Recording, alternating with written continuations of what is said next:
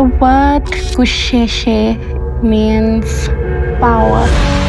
It represents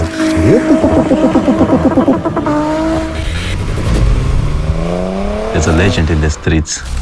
Basically, a nice way of saying born in Germany but raised in Kasi. What was unique about the South African motoring landscape back in the day, in the late 80s, early 90s, particularly from a BMW point of view, was the fact that local engineering was allowed. The body shop, we had about 110 people working, and then everything was done by hand. Group of us enthusiastic people in the plant, we put it together, an E30 with a big 6-cylinder M30 engine, the 535 dogleg gearbox. And then we invited the plant director to come and look at the car, and he walked around it and he said, "We have to have this car." And out of that pioneering spirit came the 333i and the 325IS. At the time, motorsport was really big in South Africa. It was all about what wins on Saturday sells on Monday. So the 325IS got this folk hero status through its success in the Group N Formula racing, and it dominated. Everybody knows that the E30 does it better than any car. What a fine battle that these BMWs have given us here today. At the time that 333i launched, the car was so far ahead of everything else that you see on the road. They only built just over 200 333i's back in the day. So it's a very rare car. What's significant about the 333 is it was the first car that rolled off the assembly line with a low-profile tyre. The first time I was ever in contact with a 333i was the day I was born.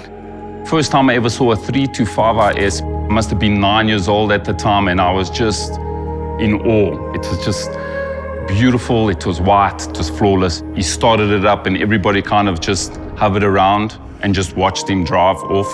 And it was just an epic moment in my life. My dad owned these cars from a very young age.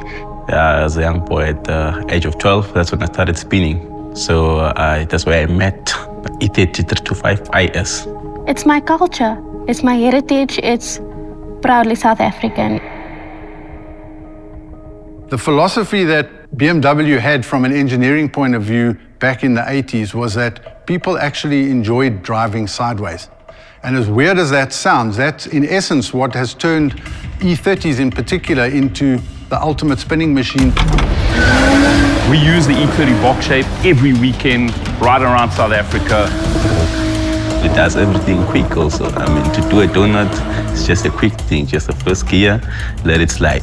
Yeah. Makes me want to pop the clutch and get those tires burning. The new Homage Editions are honoring both the 333i and the 325IS with small little touches that are reminiscent of the yesteryear heroes. And they couldn't have done it in a better model variant than the 2 Series, because that is the closest to the rawness of an E30 that you're going to get in anything that BMW makes today. It's still authentic to E30. It shows that this car comes a long way. It comes from the 1980s all the way to 2025, and it's still going strong. So if I start with the 325, this M Performance Parts rear wing that we've got here is actually only available generally in the carbon fiber finish. And we specifically went, let's paint it, because an S in the day had body color. Everything was the same color. So this is unique to a 325IS, and it's unique to the 325IS Homage. Unlike any other BMW, this car's got black door handles. Now, it seems like such a tiny thing, but if you know your S's, you know that 325ISs in the day had black door handles. The M badge at the bottom grille is a perfect representation of how IS owners always used to put an M badge on the grille of the 325IS. And a lot of the purists will cry about it. They'll say, no, you're not supposed to do that. It's not a real M. But I think the IS owners know that the car is so iconic that it deserves M status. If I move across to the 333, Now this car is super special. And what would a car be without M body stripes? It evokes memories of what a 333i jumped out to you. Aesthetically, for me, the standout feature on the 333i Homage is the Alpino wheels. You know, that's what made a 333 so special. But 5 of these 333 Homage Editions will be manual. That single thing of them releasing 5 manuals is what really pays tribute to the original 333. And of course, that Ubicaro cloth on that center armrest is just absolutely stylish. Only 33 of each model are available. 33! These are the kinds of BMWs collectors wait decades for. That's why they're being auctioned to give everyone a fair shot. And the best part? Everything above the sales price goes to charity. Today's 325IS and 333i Homage Edition cars have done an excellent job of echoing the true values of both of those cars. I think it's important to always look not only as to where you're going, but where you came from. It's a fantastic car.